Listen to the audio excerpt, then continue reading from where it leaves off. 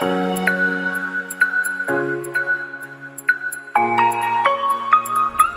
University of Johannesburg introduced a short learning program entitled Advanced Semiconductor Manufacturing.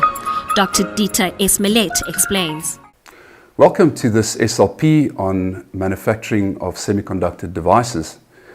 We will be looking at this course starting from the economies, Moore's Law, and how this has driven aggressively the technology nodes downwards and cost downwards and functionality upwards.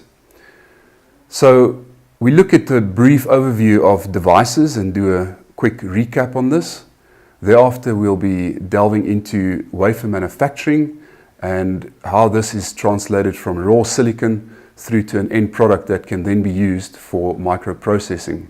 We finally look at the economies of the semiconductor industry and how consumers are driving the need for cheaper, higher performing products.